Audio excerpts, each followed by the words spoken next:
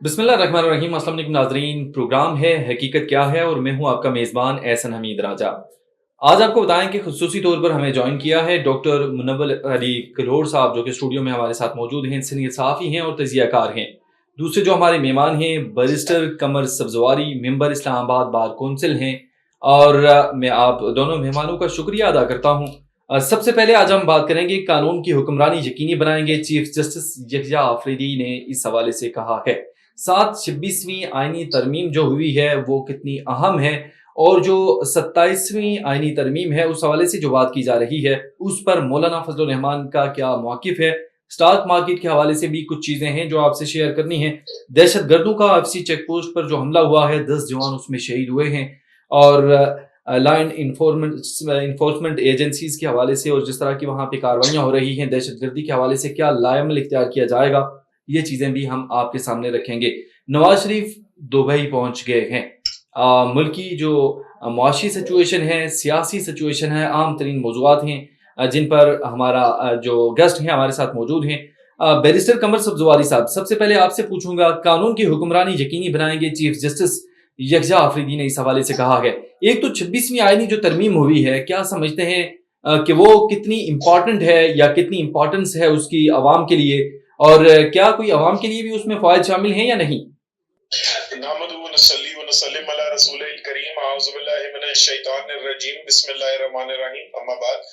एहसन भाई, आपको बहुत बहुत शुक्रिया कि आपने मुझे इस अहम मौजू पे बात करने के लिए बुलाया।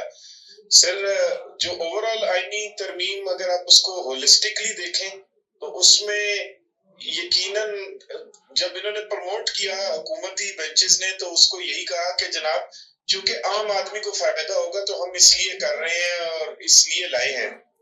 जहां तक ये कि आया फायदा होगा या नहीं होगा, चूंकि सुप्रीम कोर्ट का गुज़श्ता एक तिहाई से फोकस ज्यादा सियासी मुकदमात की तरफ रहा है, ज्यादा बिल्कुल, इसके कि आम मुकदमात या आम आदमी के मुकदमात का फैसला करने के लिए। और इसमें एक टर्म जो यूज हुई वो सुपर प्राइम मिनिस्टर्स की भी थी कि सुप्रीम कोर्ट के कुछ चीफ जस्टिस साहिबान माजी के सुपर प्राइम मिनिस्टर्स की तरह एक्ट करते रहे और हुकूमत के काम में उनकी पॉलिसी मेकिंग में इंटरवेंशन होती रही, जिसकी वजह से ना सिर्फ ये कि इकोनॉमी ने भी सफर किया बल्कि आम बंदे को इंसाफ की फरहमी भी मुतासिर हुई। बिल्कुल। तो ये बड़ा खुश आइंद है जो उन्होंने रूल ऑफ लॉ को कहा।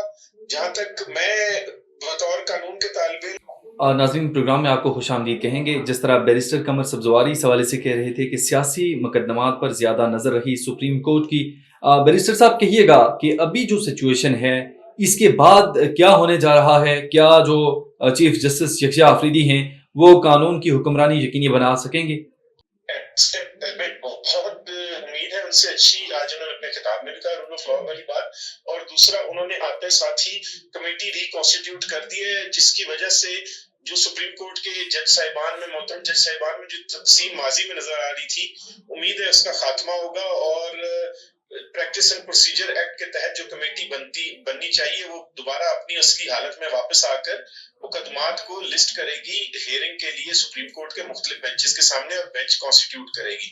तो उम्मीद है कि ऐसे हो पाएगा। जी, आज उन्होंने रिकॉन्स्टिट्यूट कर दी है कमेटी, जिसमें जस्टिस मुनीब और जस्टिस सईद मंसूर अली शाह साहब, दोनों मुनीब अख्तर साहब और वो शामिल हैं। जी सही। कानून की हुक्मरानी यकीनी बनाएंगे जस्टिस चीफ जस्टिस हैं यकजा आफरीदी, जो नए चीफ जस्टिस बने हैं।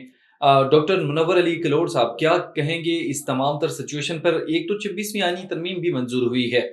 हैज़ा सीनियर सहाफ़ी, आपका क्या तजिया है इस हवाले से कि ये आम आदमी को भी, क्या कोई आम आदमी का भी इसमें कोई फ़ायदा है या नहीं? जी, thank you very much for having me here.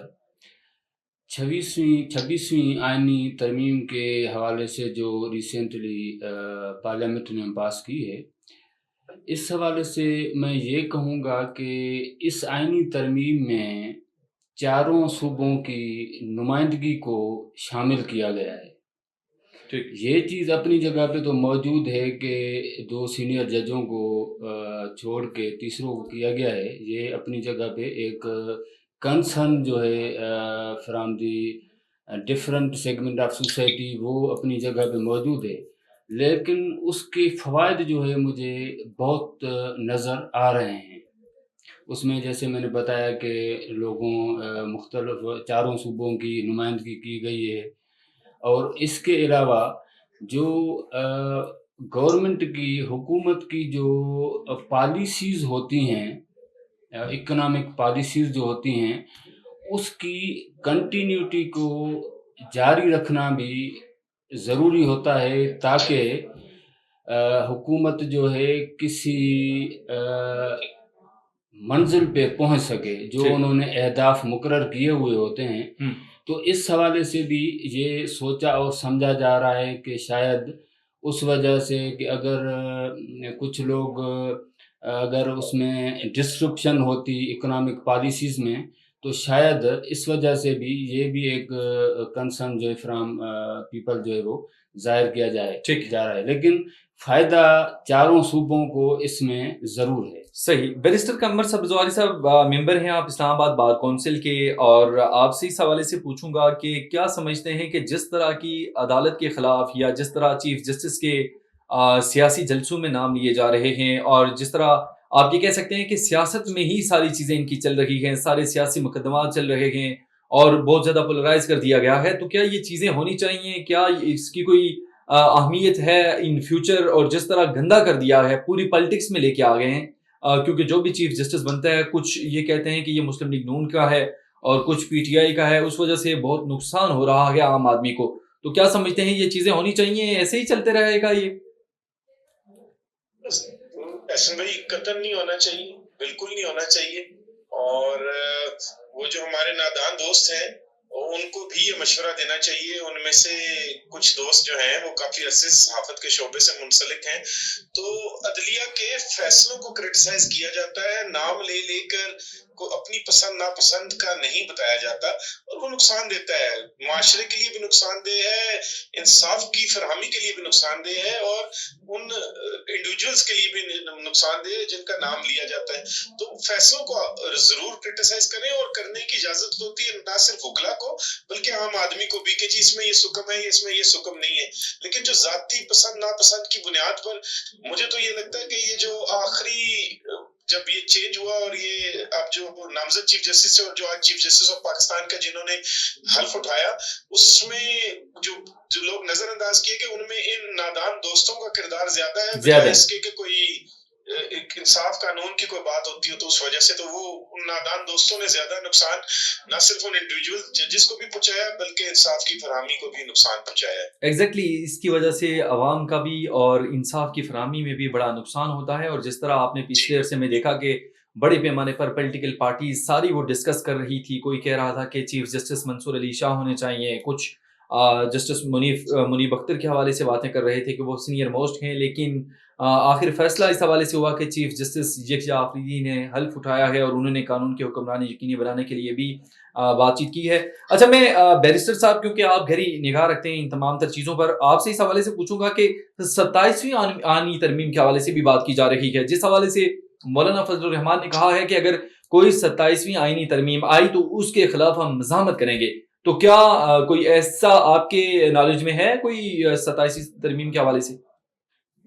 سر، سوائے اس کے کہ جو مختلف اخبارات نے لکھا ہے جی کہ 27ویں آئینی ترمیم مؤخر کر دی گئی اور مولانا صاحب کا بیان لکھا ہے، اس کے علاوہ نہ تو یہ اندازہ ہو پایا ہے کہ وہ 27ویں آئینی ترمیم کیا ہے اور اس کی کیوں ضرورت محسوس کی جا رہی ہے۔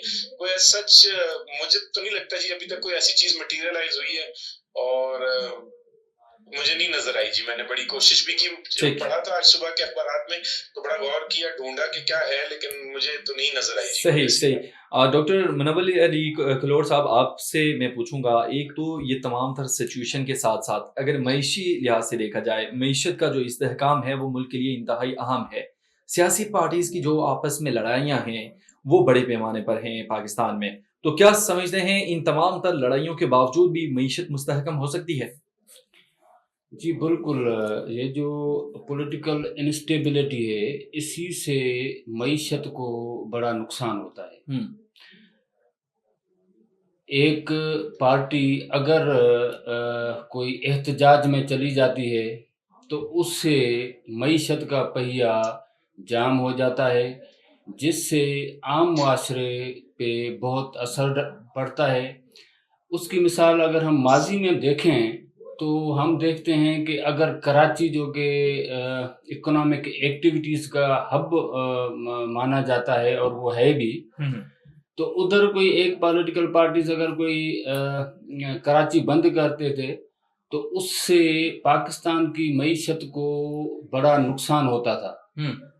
لیکن اب یہ ہے کہ اب ایک سارے پولیٹیکل پارٹیز کیونکہ تھوڑی بہت جو 2022 میں نو کانفیڈنس سے تھوڑا بہت جو ہے وہ ایک انریسٹ تھا ان دا کنٹری تھا، تو اس وجہ سے معیشت جو ہے وہ، اور اس سے اگر ہم پہلے جاتے ہیں 2021 میں، تو اس میں بھی کچھ چیزیں ہیں کہ جیسے کووڈ تھا تو ایک انٹرنیشنل لیول پہ کہ جو سپلائی چین تھا وہ جو ہے وہ رک گیا. ایکسپورٹ جو ہے ہماری جو ایکسپورٹ تھی اس کو بڑا دھچکا لگا، تو اس سے بھی معیشت کو جو ہے بڑا نقصان پہنچا. صحیح. تو یہ ایس سی او جو آرگنائزیشن کا اجلاس جو پاکستان میں ہوا ہے، اس کے امپیکٹس کتنے پڑیں گے؟ کیا سمجھتے ہیں کہ $2 بلین سے زائد جو سرمایہ کاری ہوئی ہے یا ہونے جا رہی ہے، سعودی عرب کی جانب سے بھی اعلانات کیے گئے، وہاں پہ بڑے انویسٹرز پاکستان میں آئے، تو کیا سمجھتے ہیں ان تمام تر چیزوں کے بعد جو معیشت ہے اس میں استحکام آ سکے گا؟ جی بالکل. شنگھائی تعاون تنظیم کا جو ریسنٹلی میں اسلام آباد میں ایک اجلاس ہوا جس میں بڑے بڑے لوگ آئے، اس میں ہمارے جو نیبر ملک ہیں انڈیا، ان کا فارن منسٹر بھی تشریف لایا تھا، اور چائنا آیا تھا، روس آیا تھا.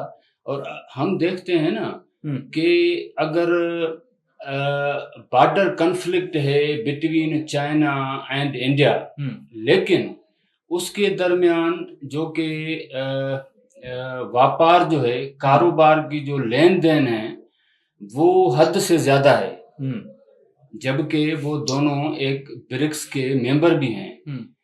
تو اس طرح یہ ہوگا کہ ان لوگوں کو پاکستان میں آنے سے ہماری یہ کوشش ہوگی، اور موجودہ حکومت کی یہ کوشش بھی ہے کہ وہ زیادہ سے زیادہ جو ہے وہ انویسٹمنٹ پاکستان میں لائیں. صحیح. اور اس مقصد کے لیے SIFC بھی بنائی گئی.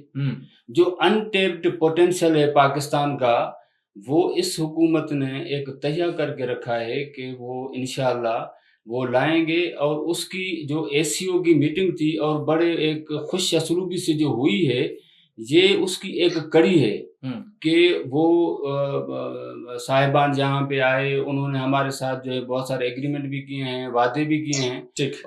جی.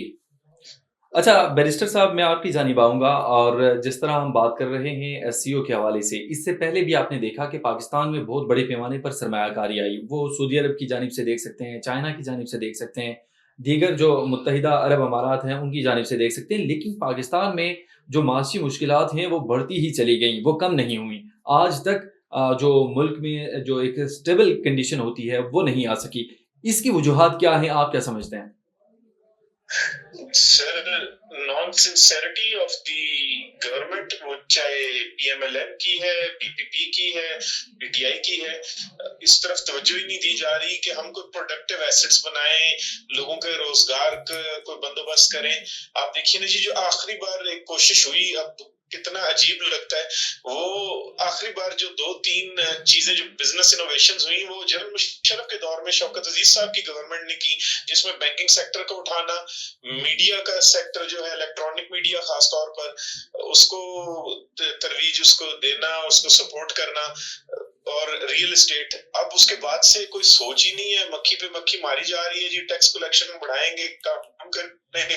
جو ہماری خاص طور پر ایک اندازے کے مطابق 70% ہماری ینگ جنریشن ہے، ان کے لیے کیا ان کے روزگار کے مواقع کا بندوبست کیا جا رہا ہے؟ مجھے تو ابھی تک کوئی ایسی ایفرٹ نہیں نظر آئی، چاہے وہ کوئی بھی گورنمنٹ ہو. تو وہ اس طرف توجہ دینے کی ضرورت ہے، چونکہ ظاہری بات ہے ایک وقت اور ایک مقررہ مدت ہے جس میں وہ بزنس وہ چلتا ہے، اور پھر آپ کو اور چیز کو انوویشن کر کر لے جانا پڑتا ہے. اور ہمارے جو 70% نوجوان 30 سال کے قریب ہیں یا اس سے نیچے ہیں، تو ان کے لیے بہرحال نہ صرف ہمیں یہ کہ ایجوکیشن کا بھی بندوبست کرنا ہے، بلکہ روزگار کے ایسے پائیدار مواقع پیدا کرنے کہ وہ بہتر انسان بن سکیں اور معاشرے میں. ناظرین، پروگرام میں آپ کو خوش آمدید کہیں گے. ہم بات کر رہے تھے ایک تو پاکستان کی معیشت کے حوالے سے، اور یقینی طور پر جب تک حکمران اس حوالے سے جو عام آدمی ہے اس کے اعتبار سے نہیں سوچیں گے تو تب تک مشکلات جو کی تو رہیں گی۔ میں ڈاکٹر منور علی کلور صاحب آپ کی جانب آؤں گا اور آپ سے ایک پوچھنا چاہوں گا کہ جس طرح ابھی سچویشن چل رہی ہے، آپ نے دیکھا قومی اسمبلی کے اندر، آپ نے اپوزیشن کو دیکھا، کہیں بھی عام آدمی کی بات نہیں کی جا رہی اور عام آدمی مہنگائی کے چنگل میں دھنس چکا ہے اور بڑے پیمانے پر لوگوں کی بہت ساری مشکلات ہیں۔ ایک عام آدمی جو دیہڑی دار مزدور ہے اس کے لیے اتنی مشکلات ہیں کہ وہ اگر ایک ٹائم اسے کوئی مزدوری نہ ملے یا ایک دن کی تو اس کے لیے ڈیفینیٹلی گھر چلانا مشکل ہو جاتا ہے۔ آپ کے پاس ابھی جو بجلی بلات آ رہے ہیں اس پر ٹیکس آپ دیکھ سکتے ہیں۔ آپ باہر ایک ہوٹل میں جائیں کھانا کھانے کے لیے تو وہاں پہ آپ کو جو بل تھمایا جاتا ہے اس کے ساتھ تقریباً 200 سے 300 یا 400 روپے آپ کو ٹیکس کی مد میں دینا پڑتا ہے۔ مجھے یہ بتائیں کہ یہ تمام تر چیزیں کیا واقعی میں معیشت میں استحکام آ رہا ہے یا ہم مشکلات میں دھنستے جا رہے ہیں؟ جی دیکھیں، یہ جو انفلیشن ہے یہ ایک پاکستان کا حقیقی مسئلہ ہے۔ اس کا بھی سبب میں کہوں گا کہ پولیٹیکل انسٹیبلٹی تھی گزشتہ، یعنی کہ 21-22-2023 میں ایک اتحادی حکومت آئی اور اس کے بعد جو ہے وہ الیکشن ہوا 8 فروری 2023 کو، اس کے نتیجے میں ایک حکومت بنی۔ لیکن انفلیشن کو موجودہ حکومت نے کوششیں کی ہیں کہ اس پہ جو ہے وہ کنٹرول کیا جائے، اور اس حوالے سے جو ہے انہوں نے مانیٹری پالیسیز جو ہیں متعارف کرائی ہوئی ہیں۔ مثلاً کہ انہوں نے سبسڈیز بھی کچھ دی ہوئی تھیں، کچھ ایسی پالیسیز، لیکن اسی کا فائدہ یہ ہوا ہے کہ انفلیشن میں کمی آئی ہے۔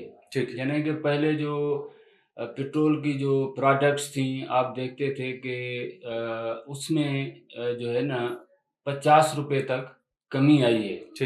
اچھا، اس کے علاوہ مارکیٹ میں پہلے تو جو مہنگائی تھی، انفلیشن تھی، وہ آسمان سے باتیں کرتی تھیں۔ اب بھی کچھ چیزیں ہیں جہاں پہ یہ جو ہے نا وہ کنسرن موجود ہیں۔ اچھا ڈاکٹر صاحب، عام آدمی کو ریلیف دینے کے لیے کیا کیا جانا چاہیے؟ جی بالکل، عام آدمی کے حوالے سے جو ہے وہ حکومت کو باقاعدگی سے کچھ سوچنا چاہیے۔ اور چیک اینڈ بیلنس کتنا ضروری ہے؟ جی، ٹرانسپیرنسی، چیک اینڈ بیلنس تو بہت ہی ضروری ہے کہ ہم دیکھتے ہیں کہ جو سرکاری اداروں میں اخراجات ہیں وہ بہت ہی زیادہ ہیں، جبکہ وہ نہیں ہونا چاہیے، کیونکہ ایک بندہ جو کہ اسلام آباد میں، کراچی میں، لاہور میں رہ رہا ہے، اگر ان کو صحت کی، ہیلتھ کی فیسلٹیز ہیں، تو جو بندہ جو ہمارا بیک بون ہے اکنامی کا، ایگریکلچر، زراعت میں جو کام کر رہا ہے، ان کو بھی وہی سہولت ہونی چاہیے، وہ نہیں دی جا رہی۔ یہ اس میں کوئی دو رائے نہیں ہے۔ صحیح۔ لیکن حکومت جو ہے وہ یہ کام کر رہی ہے کہ بھائی عام لوگوں تک جو ہے وہ کوئی فائدہ پہنچے۔ صحیح۔ بیرسٹر صاحب کہیے گا، اسٹاک مارکیٹ انتہائی بلندیوں پر، چند روز میں مزید خوشخبریاں ملیں گی۔ وزیر اعظم شہباز شریف اس حوالے سے کہتے ہیں، IMF نے بھی خوشخبری اس حوالے سے سنائی کہ پاکستان میں جو مہنگائی ہے وہ کم ہو رہی ہے۔ کیا سمجھتے ہیں یہ جو قرض لیے جا رہے ہیں اس قرض کے بعد ہمیں واقعی میں کچھ سکون مل سکتا ہے؟ سر، میں ایک اپنا سا طالب علم ہوں معیشت اور قانون کا۔ قرض لینا اور دینا اپنی جگہ ہے، لیکن جیسا کہ میں نے پہلے عرض کیا کہ روزگار کے مواقع پیدا کرنے بہت ضروری ہیں، اور انڈسٹری سیٹ اپ کرنی ہے، کیا زراعت کے پیشے میں کوئی انوویشن لانی ہے، کہ ہم کیا چیز ہے جو ہم دنیا بھر کو فراہم کر کے کوئی لے سکیں، کوئی چیز جس کو ہم بیک اپ کر سکیں، کیونکہ پچھلی 2 دہائیوں سے تو کم از کم 2 یا 3 گورنمنٹس نے صرف ریئل اسٹیٹ سیکٹر کو توجہ دی اور باقی تمام سیکٹرز کی طرف جو ہے وہ عدم توجہی کا شکار ہے۔ جیسے کہ ڈاکٹر صاحب نے بھی فرمایا کہ کسانوں کے لیے یا فارمرز کے لیے کیا ایسی پالیسیز ہیں جو ابھی تک انٹروڈیوس کی گئی ہیں، اور اس کے علاوہ بھی کیا ایسے نئے سیکٹرز یا بزنسز ہیں، کوئی انوویشن کی گئی کہ جو ہمارے ینگ جنریشن کو روزگار مہیا کر سکیں اور ان کو روزگار میسر آ سکے، تو وہ ابھی تک سامنے آنا باقی ہیں۔ اور ایک میں پہلے بھی مختلف جگہ عرض کر چکا ہوں کہ میرا یہ ادنا گزارش ہے کہ اگر فوکس جو ابھی وزیر خزانہ ہے صرف ان کے ہاتھ میں دیا جائے یا ان کو فیصلے لینے دیے جائیں تاکہ رسپانسبلٹی اگر کل کو کوئی نوز ڈائیو کرتی ہے معیشت یا اپلفٹ ہوتی ہے تو کسی ایک پر ذمہ داری عائد کی جا سکے. اور اسحاق ڈار صاحب اگر فورن منسٹری کی طرف توجہ دے تو وہ کافی ہے سر. اچھا بیرسٹر صاحب، جس طرح آپ نے یہ بات کی اس میں تو بہت ساری چیزیں ایسی ہیں کہ ایک ہوتا ہے کہ ایک انسان عوام سے سلیکٹ ہو کے الیکٹ ہو کے تب جائے تو پھر تو بات بنتی ہے.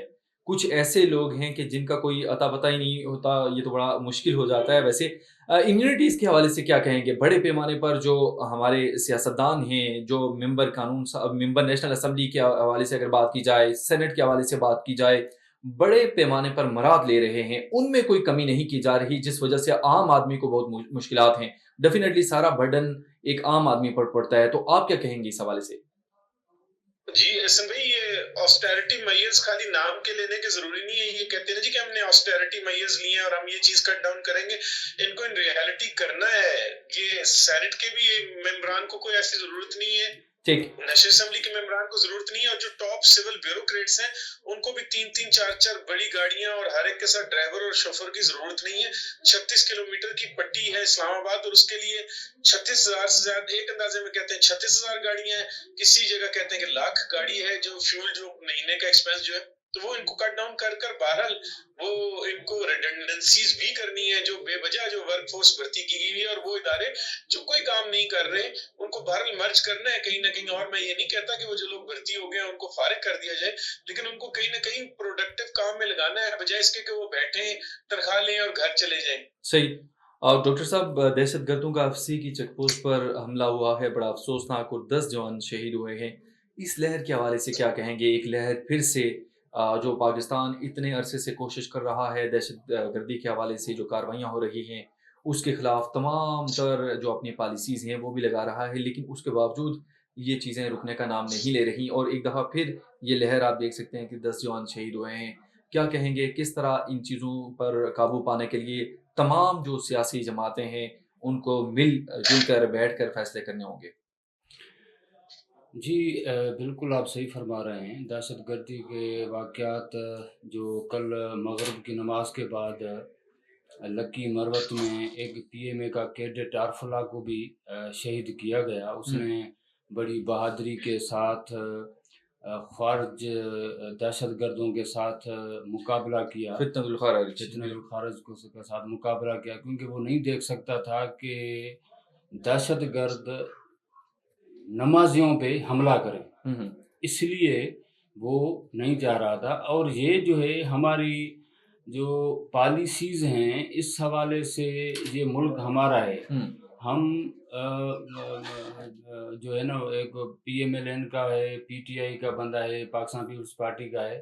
ان سارے سیاسی پارٹیز کو ایک ہی جگہ پہ بیٹھ کے ایسی پالیسیز بنانی ہوگی کہ جس طرح اس مسئلے کا ہمیشہ کے لیے خاتمہ ہو جائے. کیونکہ ہم دیکھتے ہیں کہ 2005 سے پھر 2008 میں پھر ایک نئی لہر شروع ہوئی ہے جو کہ اس ملک کے لیے بہت خطرناک ہو سکتی ہے.